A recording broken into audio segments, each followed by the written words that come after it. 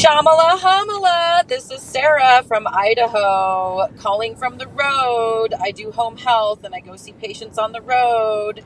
And I just wanted to send a shout out to my best friend, Kristen, who lives in Colorado. What's up, Kristen? In the 90s. We met It was the 90s. Oh boy, we were 15. We're 47 now. Do the math. It's been decades, a decades-long best friendship. And Kevin, she just is the best. She's so funny, and I love her to bits. She's the sister from another mister, and she's the one who turned me on to you. She sent me the video of you talking about changing your major, and everything was so dramatic in the 90s. It was the 90s. And that whole video was just packed with so much hilarity and memories, because we did the same thing. We'd meet at Denny's, and we'd smoke cigarettes and drink coffee and just be disgusting and horrible. And I have to throw this out there too. We met in high school, our freshman year, taking, I don't know, algebra or some math class. And our teacher's name was Big Daddy. And during tests, he would stand in the doorway that led to the outside and smoke cigarettes. He would stand and smoke cigarettes while we were taking our exams. Because again, it was the 90s. Anyway, I just wanted to send a shout out to my bestie, because I'm so happy that she turned me on to you. You are hilarious. You've kept me entertained while I drive all over the place, seeing patients in their homes in Idaho. And I just love her. And this one's for you, Kristen. Thanks, Kev. And good luck on your Shamala Hamala building. Yeah, that's awesome. Get that going. Okay, bye. The podcast of your dreams. It's the Call Kevin podcast. Don't ask you things. Podcast Kevin with Call Kevin. Hello, everyone. Here we are for another episode of Call Kevin. It's a weekly show where you leave a message at kevinjamesthornton.com. Just press the record button and start talking. Ask me a question, tell me a story, leave a comment, whatever it is you want to say, and it might be used on a future episode of Call Kevin. Before we dive into today's messages, I want to tell you that I'll be in San Diego next week at Mic Drop Comedy, also the Comedy Castle just outside of Detroit, Michigan, and the Tempe Improv. Those are the remaining shows for this month. Next month, I'm going to be in a ton of places out west. Portland, Oregon, Eugene, Oregon, Irvine, California, down in Orange County. Where else? I have like 7 or 8 dates. San Jose, California. If you want to know more, it's all on my website, kevinjamesthornton.com, as well as many, many other shows coming up in 2025. It's a brand new show. If you've seen me in the past, you haven't seen this one. And I feel like this is maybe my best show yet, you guys. But let's get back to the matter at hand today. I have prepared an iced beverage on my left with a metal straw, silicone tip.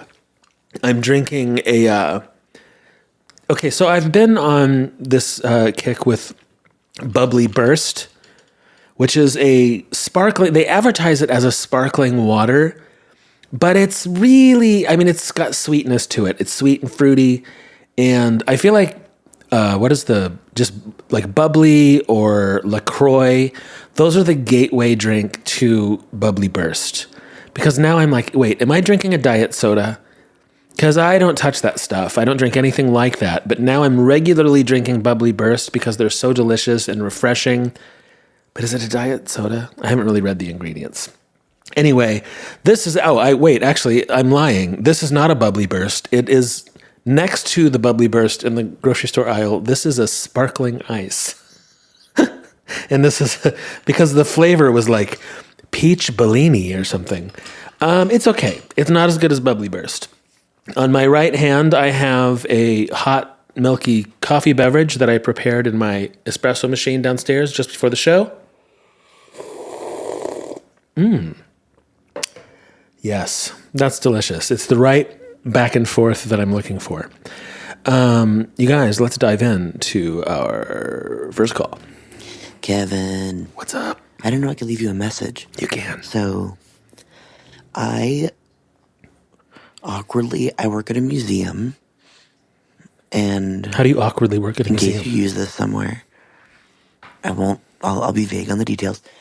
I work at a museum, and I was coming back from a break like a year and a half or 2 years ago, and I saw you in the window of a sandwich shop eating food. What? And I was like, what?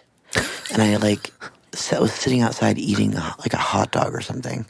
And I sat there for so long going, should I go tell this man he looks like Kevin James Thornton? Like, should I do that? Is that weird? And then I came up and said hi to you and like immediately apologized because I never do that when I see people that have influencers or like celebrities or whatever. I think it's just weird. But I like really wanted to say hi because I just love your content and I like connecting with other queer people. I think it's really important, especially in the Midwest. And I completely fumbled it, totally boned it. I could tell you were really uncomfortable. And then like a month later, I had to go back to break anyway, so it was an easy out. But like a month later, I saw you come through the museum, and I tried to not interact with you because I was like, oh my God, I probably made him so uncomfortable. That's so awkward. And then... Where is 2 this? 2 days ago. 2 days ago? Maybe 1 day ago. I like almost physically ran into you as I was leaving a grocery store. Oh. So... I didn't know you were here in our city, and I'm just like, hey, buddy, we should be friends. That's all. No. Hope the rest of your day was good. It was hope right. that you've been well, and Been okay. if I see you around, I'll try to not be weird and just say hi again next time. My name is C. Dax, just so you know. You can find me on the internets if you wanna. But yeah, thank you for the stuff that you make. Just wanted to say hi and share that weird story with you, and hopefully not make you really uncomfortable again. But who knows? There's still time. There is still time. Well, you must be talking about Cincinnati because that's where I am. I was just thinking, I did go to an exhibit here in Cincinnati. They had Ansel Adams at the Cincinnati Museum. It must have been there. Is that true? No, I went to another museum. Anyway, you know what? People are sometimes surprised by how introverted I am in real life. And it's kind of a weird position to be in because for some of you, you've been watching my videos for going on 5 years now. And, sometimes I bare my soul. So you feel like you know me, and you do know me in a way, but we've never met before. So it always is a slightly weird place for me, but I try to always be as welcoming as possible, but also I'm very introverted. And I think that element surprises people sometimes.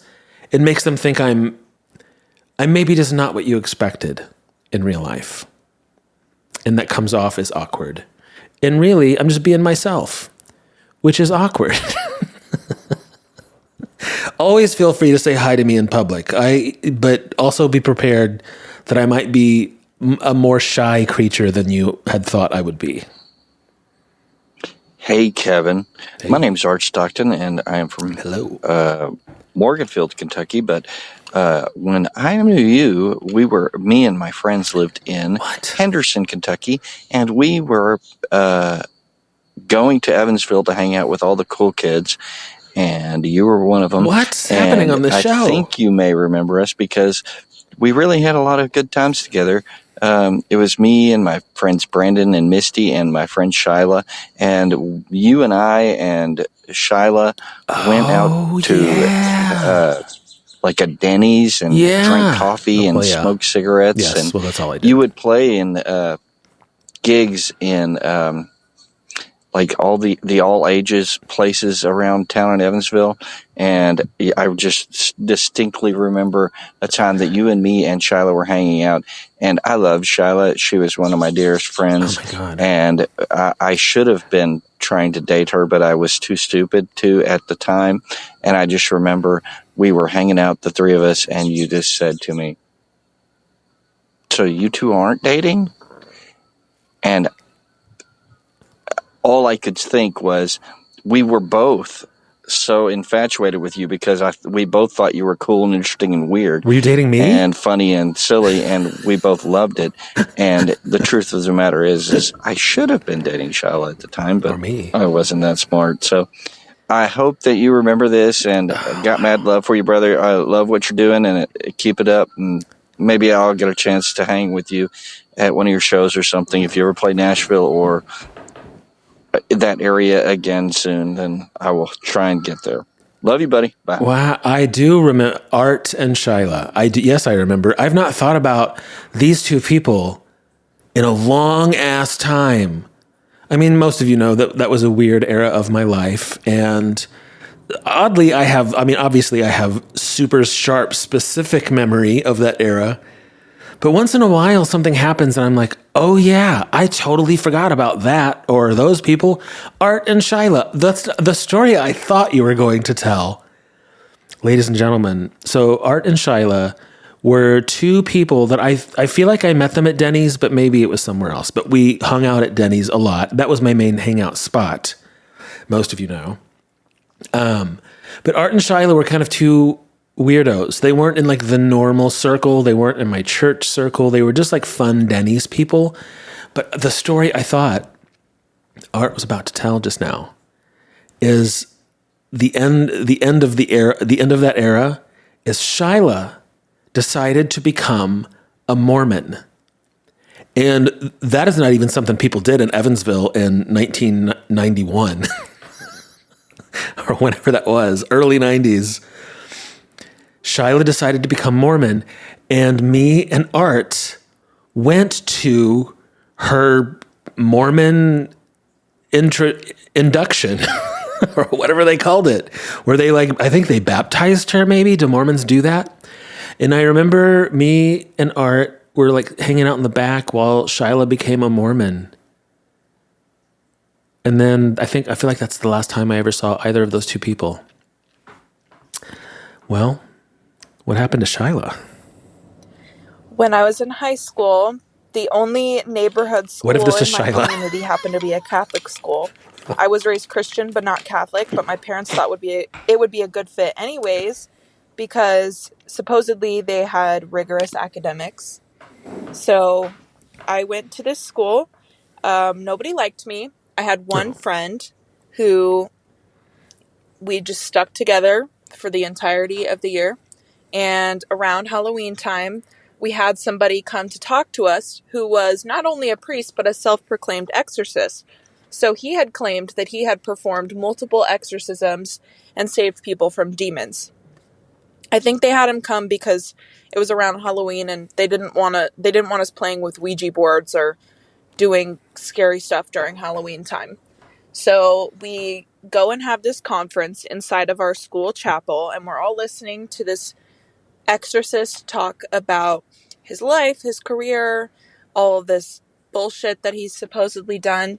And my one friend happens to be a gay guy, and as soon as this guy opens his mouth, we couldn't really contain our laughter. So we're sitting there laughing, rolling our eyes, and our teachers around the corner kind of shooting us dirty looks, telling us we need to be respectful. So at the end of the presentation, the priest starts telling us some signs of demon possession that we need to look out for. And they include blindness, seizures. Then he gets to homosexuality. Of course. And at this point, I just lost my shit. I was laughing so hard because my one friend stood up and pretended to be possessed in front of the chapel full of scared children. Oh my God. And the self-proclaimed exorcist. So instead of telling him to sit down or be respectful, I kind of went along with it. I was like, Father, he needs help. He's a homosexual. And long story short, we were sent to the office very quickly. They called my parents. My parents found the story to be kind of hilarious.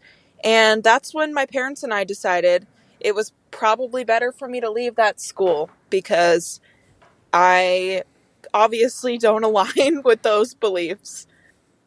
Wow, you guys were brave.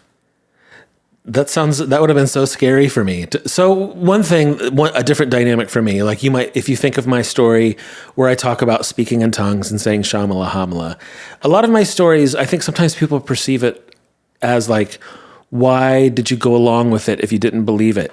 And for me, I'm laughing at myself in retrospect, but I believed it.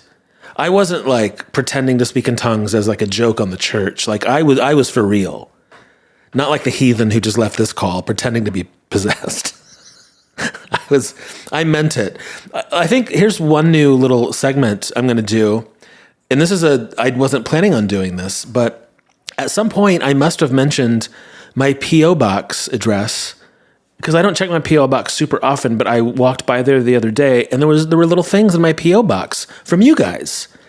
And the first one is if you're watching on YouTube, you can see my coffee is sitting on this alien disc. And this came in the mail. It says, "Hi, Kevin. I watched episode 12 of Call Kevin. And, excuse me, I'm about to burp.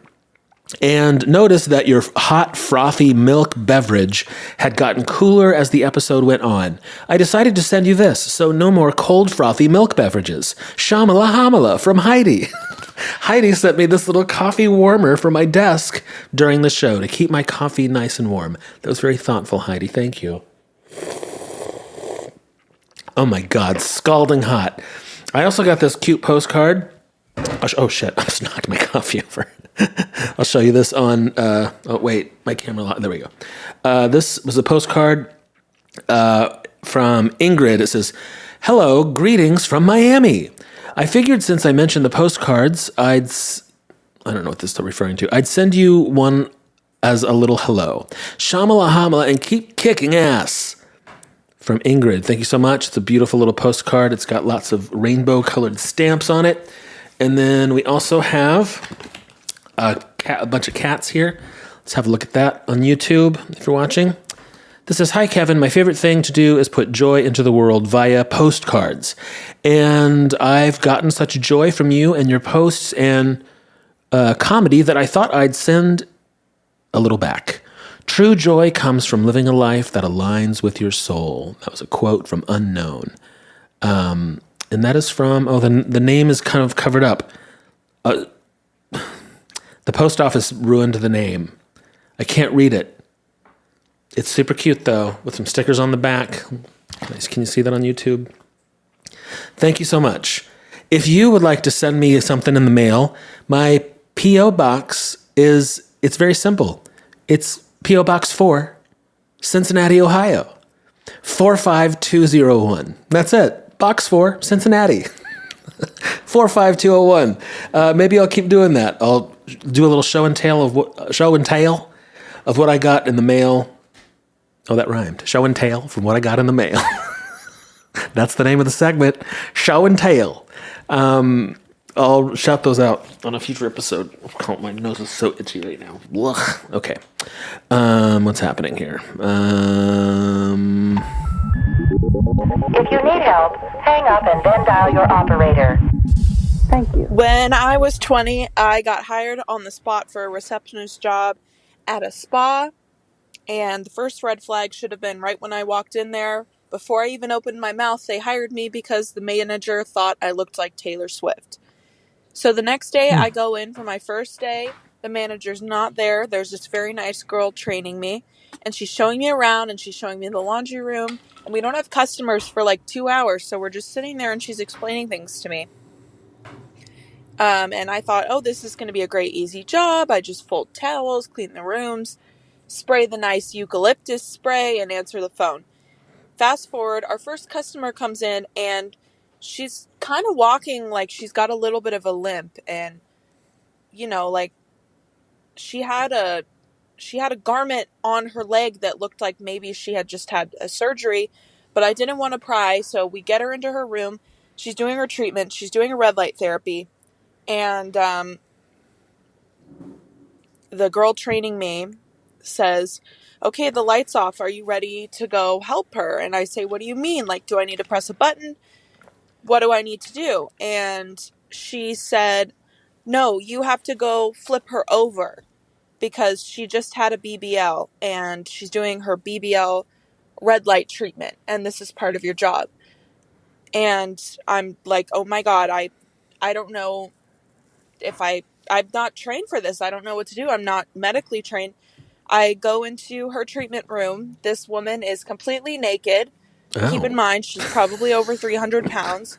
There's blood everywhere. What? And she's like, I need you to help me flip over. And I had to tell her I don't know how to do that. So I went to go get the girl training me.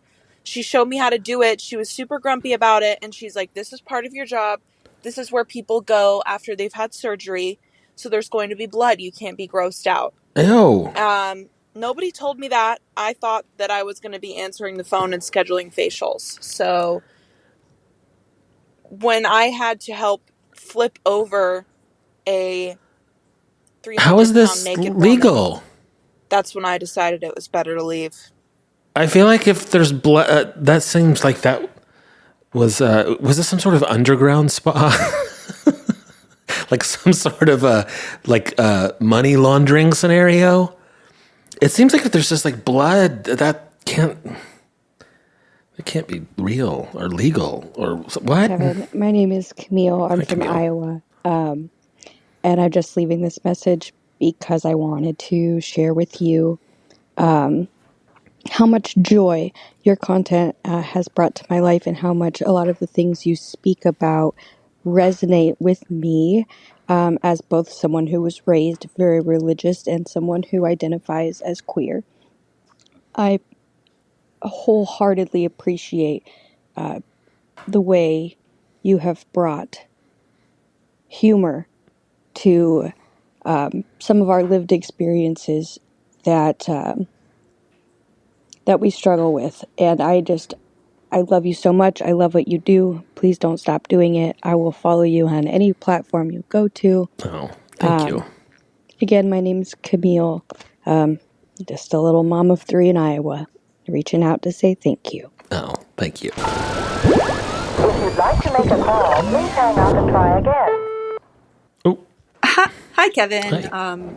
I'm just using this feature because I thought it was very cool that you have this feature to allow us, your fans, to leave little messages using our voice, not just our text.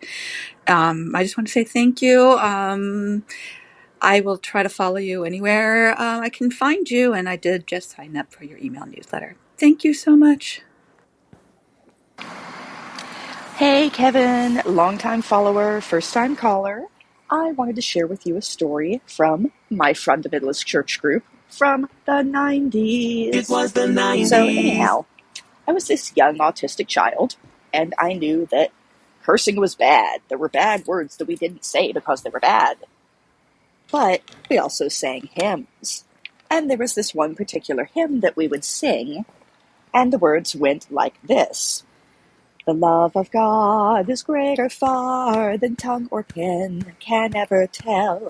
It goes beyond the highest star and reaches to the lowest hell.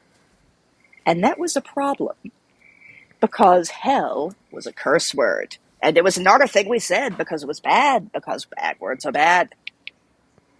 So one day, being a small, confused, autistic, undiagnosed child, I asked my mom, Mom, is hell a bad word? And to give my mom absolute credit, she got it. She understood the source of the confusion, and she had to sit there and think about it for a few minutes. And she said, well, not when you sing it. So that's the story of how I learned in my super fundamentalist church group that we could absolutely say curse words as long as they were in the form of song. Love you, love the audience. Shamala hamala. Oh, she was thinking on her feet. Shit, motherfucker, goddamn, cock, shit, pussy. Never mind. That was maybe not a direction I should have taken on this show. It's time for a dance break. Dance break in your car, in your office, where you are. Dance break. drinking the shit out of these drinks. Oh, delicious. Hi, Kevin. I introduced my brother to your comedy at your Baltimore show back in March. He was not familiar with you before that show, but I had purchased tickets to it as a Christmas present for him, for he and I, because he lives fairly close to that club, only about 10 minutes away. So we had a great night out, laughing at your jokes, your auto tunes, and everything else that you do up there on stage. It was a great night. So I thank you for that. But my question, my reason for sending this message is I'm the same age as you, 51. So we're of the same generation. I didn't have the same experiences growing up as you did. I'm straight white male. Did not grow in. I grew up in a family that went to church, but we were not particularly religious. But still, over the years, I have tried to be as much of an ally to my friends in the LGBTQ community as I can. And it's a very dangerous time for a lot of people in that community right now. And I just would like to know what people like me who are not part of the community can do to be the best allies that we can right now, whenever it's such a turbulent time and things are so uncertain and things can be very dangerous for people who are friends of mine out here in rural America. So any insights that you can provide on that, I would greatly appreciate hearing. I will keep listening. I will keep watching all your reels. And next time you're in the Baltimore area, I hope to see you on stage again. Well, let me think about that. We're sort of in a phase. I mean, right now, at the recording of this show tonight, we're not in a moment where it's time to show up in person. I think we could be in that place at some point. But right now, we're sort of in some sort of what's happening next phase. I do want to say this. If you are in my age group and you lived through the 90s, my own personal sort of transformation in that era, I watched the world change. I went from like the 1980s version of America to the 2000s version of America. And in that in-between time, if you didn't know, was the 90s. It was the 90s. And in that era, a lot changed. We had celebrities coming out. We had Ellen and Rosie on TV. Midwestern moms were watching Will and Grace on TV every week. And the culture shifted. And for me, that was my sort of coming of age era too. So it was like, the world got so much better. I'm so relieved. And then in recent years, we've taken some weird step back, and like old school, like weird superstitious homophobia has made a comeback like it's 1983. And I remember, as we've gotten more distance from this era, I think I'll be able to put this into words better. But this thing happened not long ago in the state of Florida where there was all this rumbling about the Don't Say Gay bill. And all of a sudden it sort of swept through our whole culture like wildfire. And I realized, maybe we didn't change as much as I thought we did. A lot of people just got silent about their homophobia and their transphobia. And this weird thing happened because it was like, don't say gay. And then I think a lot of advocates and allies and gay people and trans people were like, we need to be able to say gay in the classroom. And then a whole bunch of people were like, wait, you are trying to say gay to children? Are you trying to come after our children? It was this weird, like, double backflip wordplay gotcha moment.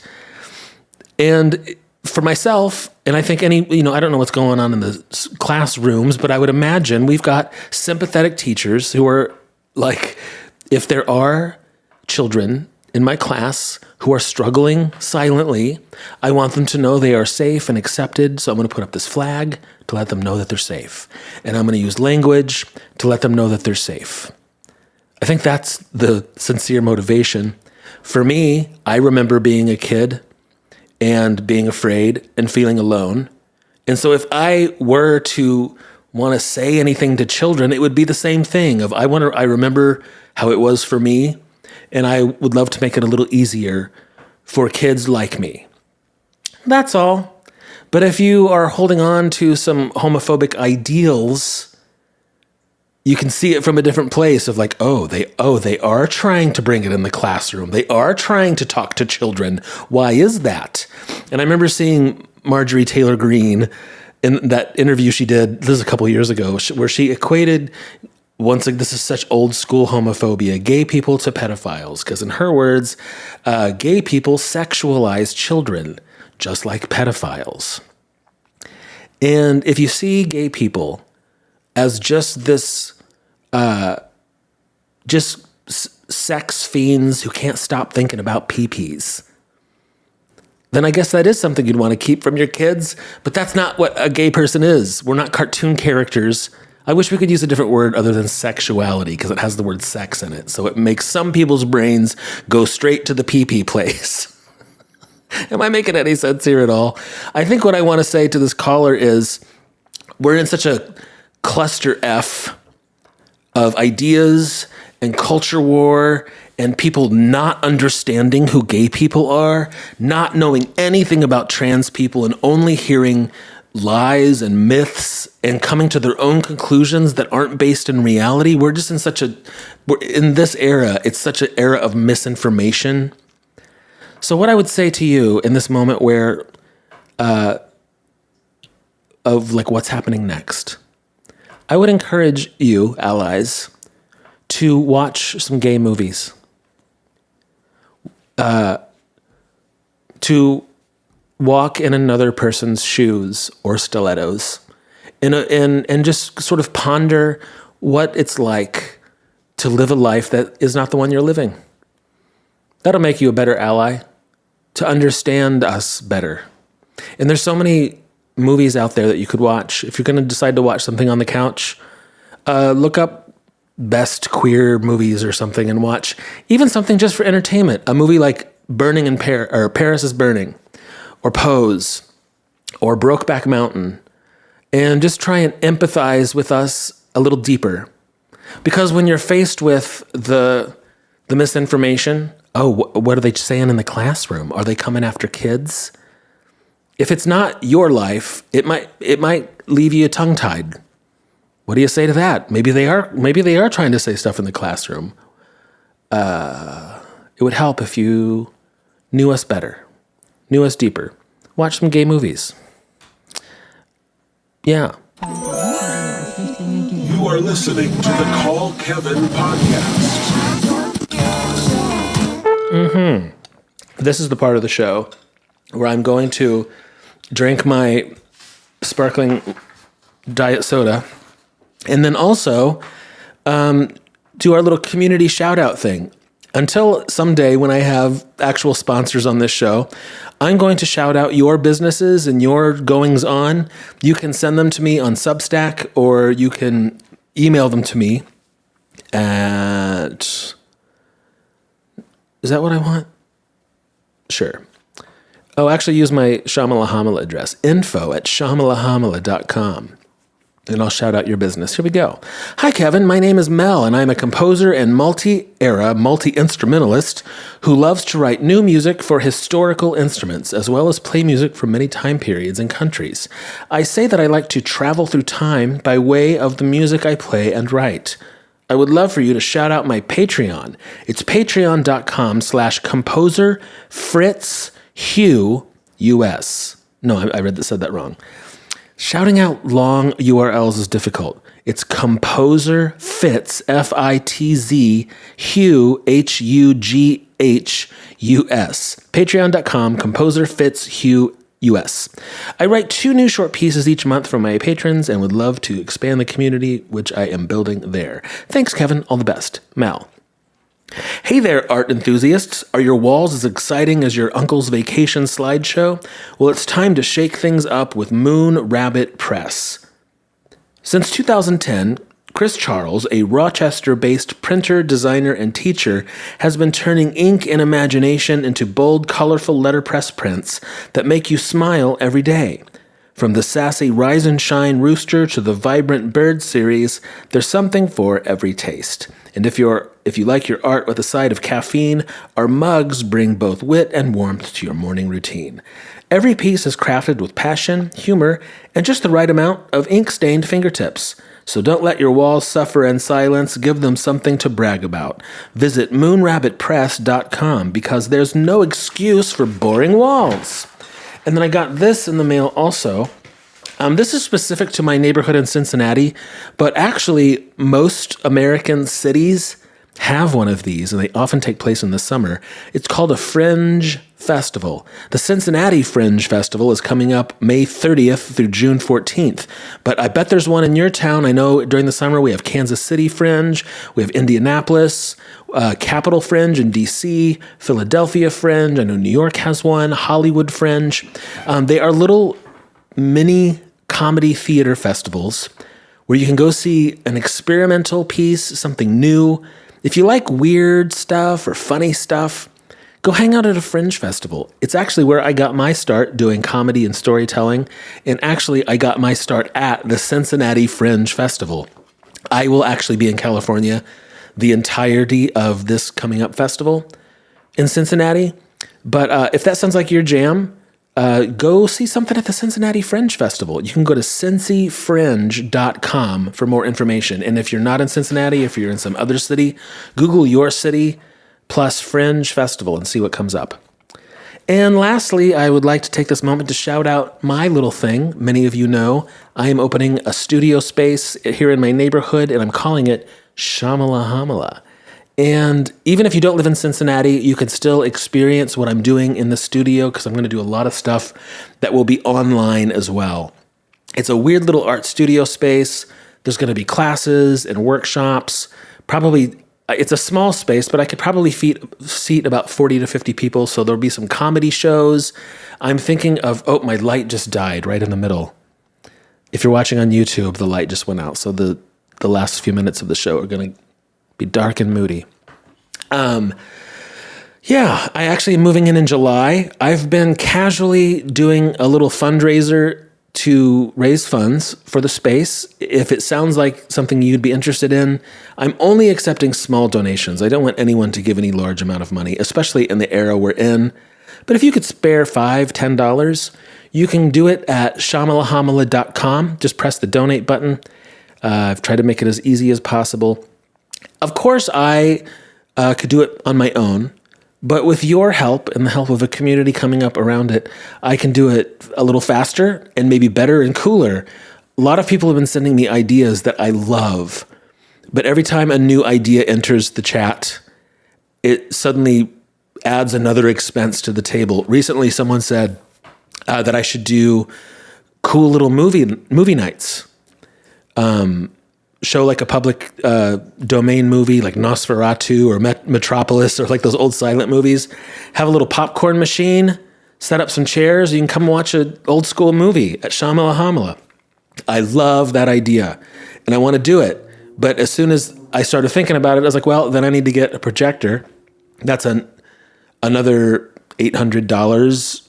Okay, maybe I can fit that into the budget. And then I was like looking at the space today actually and realizing, you know what? The street that Shamala Hamala is on is a very busy, downtown, noisy street. And I was like, if we're showing a silent movie, it might be pretty noisy. So I definitely need to put up some curtains, and maybe they need to be like soundproof curtains if I'm going to do the movie theater thing. And actually, some of the other events we're doing, it might not be a bad idea to have soundproof curtains up anyway, and those are so much more expensive. So like every kind of new idea, or as the idea is evolving, new things kind of get added to the plate. So I'm definitely sort of thinking like, what are the priorities? Just getting open, what's the most important? But I want to do it all. And it really just comes down to, what's the budget? So many of you have given a little bit so far. The last I looked, we had just under $10,000, which is incredible. That's going to allow seats. It's going to get the room set up for classes. I have to have some alterations made to the space. I need to have an art rail hung all around the entire space to hang art. But possibly now we're getting a projector. Maybe we're hanging up soundproof curtains. I'm sort of making a list and seeing and starting to prioritize. But if it sounds interesting to you, everything that I'm doing will also have some kind of online element. So even if you're in Melbourne, Australia, you can still go to shamalahamala.com when we're open and see what's going on at Shamalahamala and check out the art and maybe watch some of the classes. It's going to be a pretty cool thing, I think, especially in the era that we're in and the era we're moving into. I think connecting with each other, real people as much as we can, and not the sort of comment section of social media, which is not super healthy for us. Connecting with each other. And Shamalahamala is the artistic connection place. So if that sounds cool or interesting to you, just go to shamalahamala.com.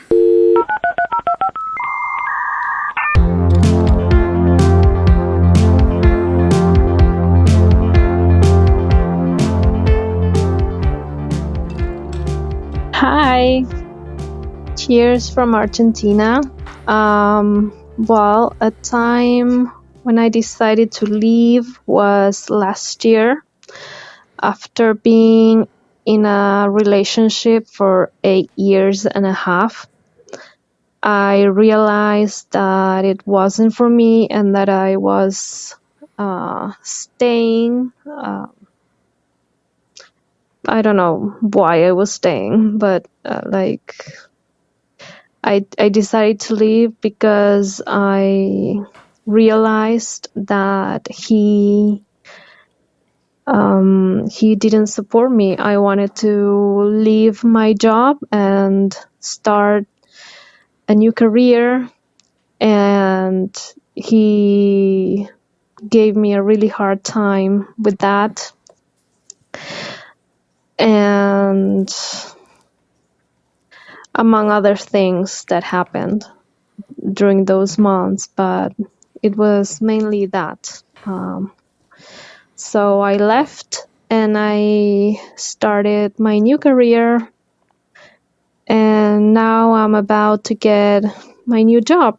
After a year of training and working really hard, I found a person who is a better fit for me, and we complement each other so well. And now looking back, I can't believe I stayed so long in a relationship where I wasn't appreciated and where I was taken for granted.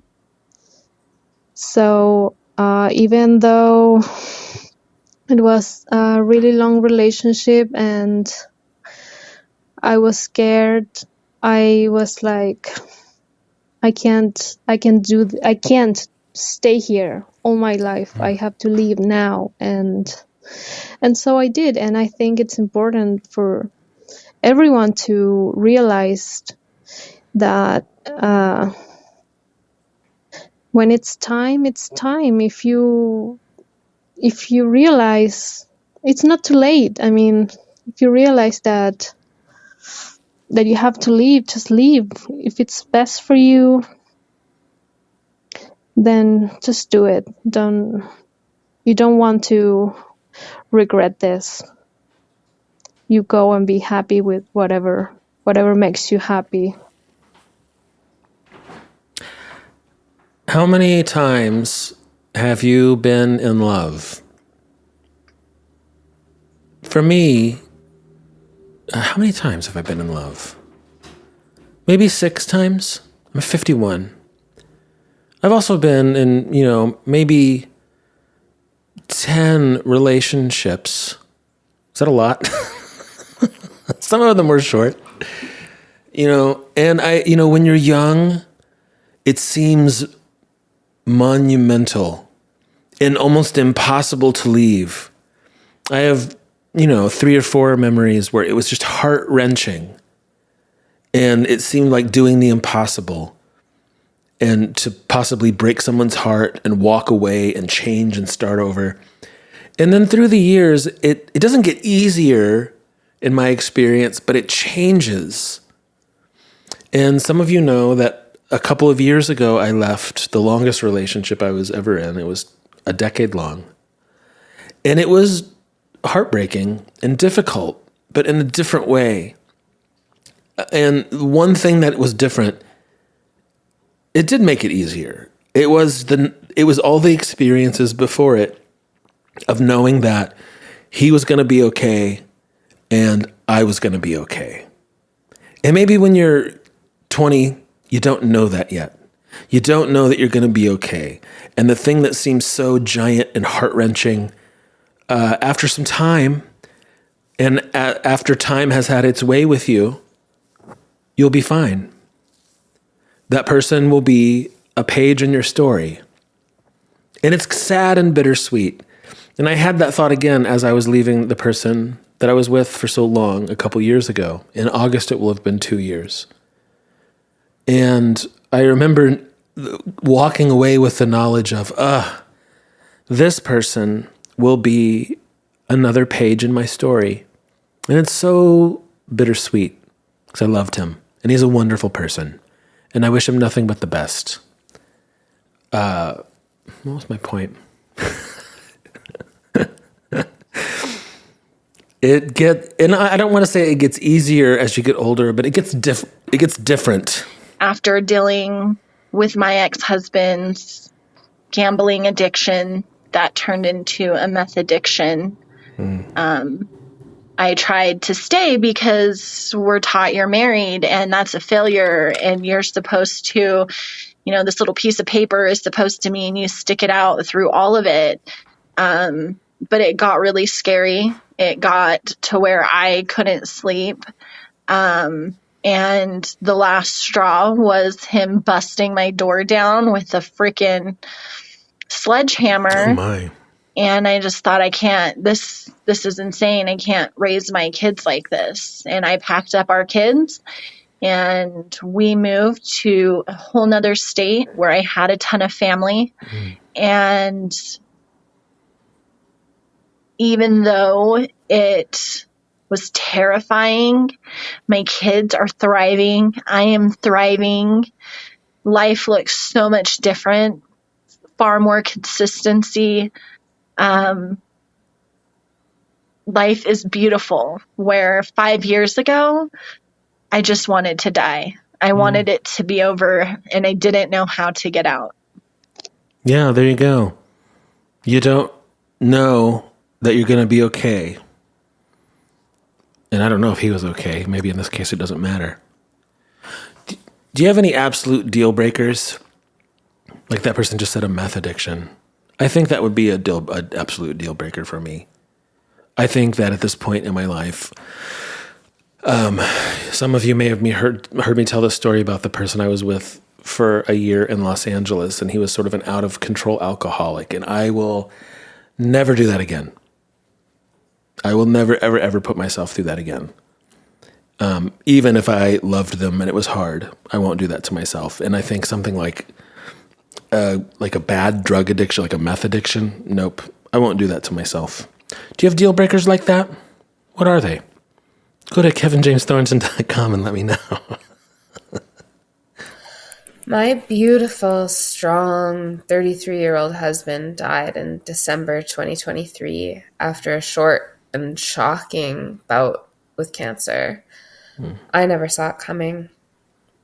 So a year to go today, I was shell-shocked.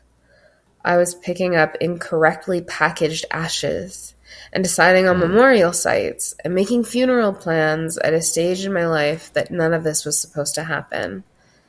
So what would I say? You are going to find out that you are incredibly strong and resilient. You are going to be both impressed with yourself for that and ashamed and horrified by it, but you're not done. There are going to be 3 more awful things that happen to you before next December. 3 more seemingly insurmountable hurdles that you're somehow going to get past. People around you will be in awe of your strength, and you're going to hate it every time they point it out. because it isn't fair. You shouldn't have to be this strong, or at least you shouldn't have to find out how strong you can be. And you're gonna find that you can go on, that you don't need him to keep breathing, but you will miss him. You will feel his absence like a missing limb. You will arrange men like raccoons stacked into a husband-shaped trench coat to try and fill the gap, and a lot of the time you'll succeed. And this isn't a bad thing. You need those nights. Those nights are the thing that brings you back into yourself. And even though it'll get better, it will still hurt. Sometimes it will hurt entire days. And it will definitely hurt every day.